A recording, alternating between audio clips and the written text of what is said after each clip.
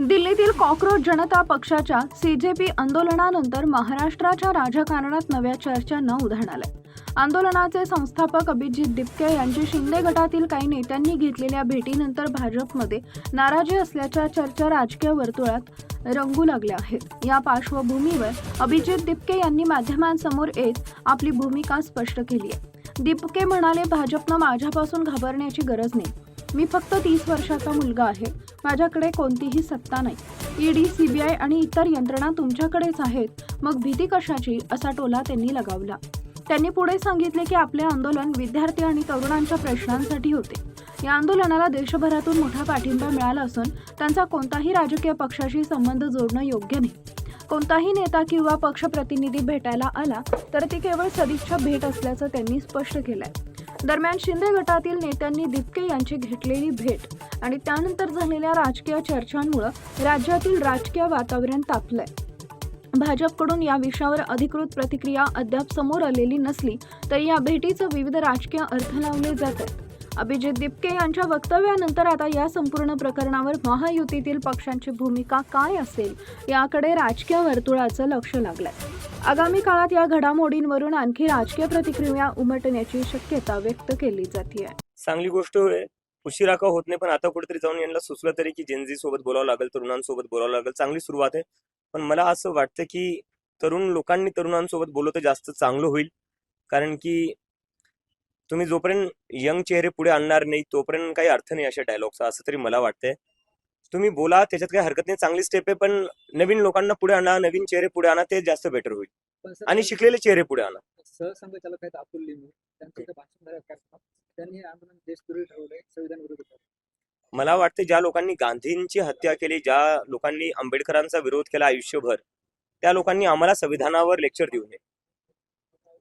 त्या बैठक आहे आणि परवा असं 2 दिवस आहे असं आम्हाला कळलं. त्याचं बैठकीचं स्वरूप कसं आहे आणि कोण कोण येणार आहे, किती जण येणार आहे?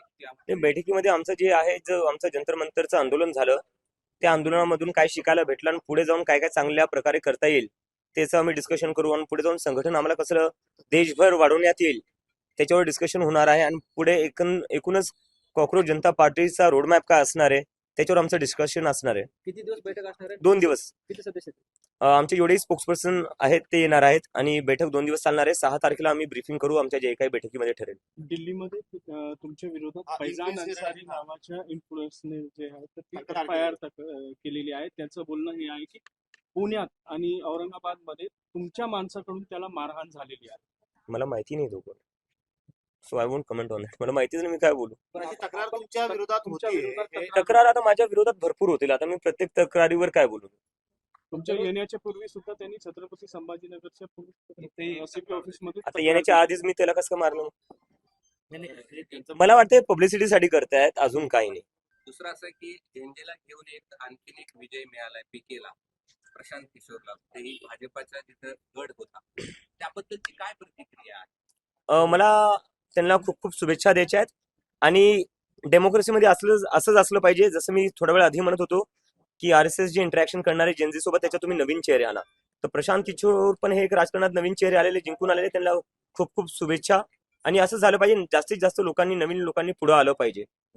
RSS कडून आता मोहन भागवत नाही बोललो. काय झालंय, जे भेटीला येत आहेत वेगवेगळ्या पक्षाची लोक, राजकारणी लोक, त्यामध्ये शिंदे सेनेचे आमदार मंत्री येऊन इथे गेले. त्यावरून राज्यातल्या भाजप आणि शिंदे सेनेमध्ये वाद निर्माण झाला असं सध्या चर्चा सुरू आहे. की तुमच्या भेटीवरून त्या दोघांचं बिनस्तिक काय अशी स्थिती? आता 30 वर्षाच्या मुलापासून तुम्हाला एवढी भीती वाटते, मी काय बोलू याच्यावर. म्हणजे ते तर मला फक्त पर्सनली भेटायला आले होते आणि शुभेच्छा द्यायला आले होते. दुसरं तर आमचं काही बोलणंच झालं नाही.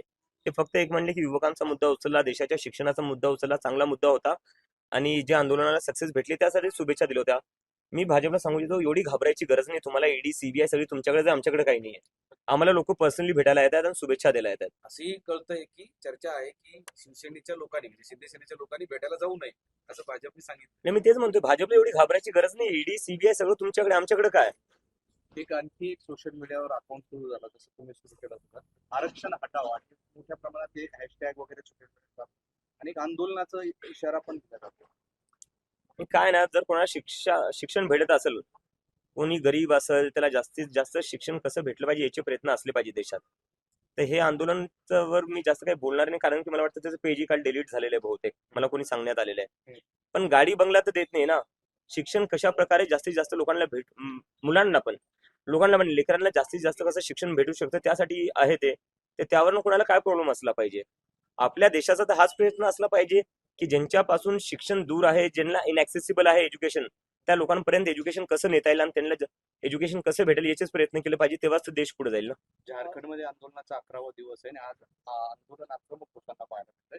सरकार दुर्लक्ष करतंय असं विद्यार्थ्यांचं म्हणणं आहे. हो, माझं जे बोलणं झालं त्यातही मला त्यांनी ते सांगितलं. परवाच माझं रात्री फोन कॉलवर बोलणं झालं आणि मला त्यांनी सांगितलं की त्यांना तिथं टेंटही लावू देत नाहीये, वॉशरूमची सुविधा नाहीये. एका प्रकारे जसं आम्हाला जंतर मंतरवर करण्यात आलं तसंच त्या विद्यार्थ्यांनाही करण्यात येते. तर मी त्या विद्यार्थ्यांना सांगितलं की कॉकरोच जनता पार्टी पूर्णपणे त्यांच्या बरोबर आहे आणि त्यांच्या आंदोलनाला मजबूत करण्यासाठी जे काही करता येईल ते आम्ही करू आणि त्याच्या जे काही डिमांड आहेत त्यांचं आम्ही पूर्णपणे समर्थन करतो.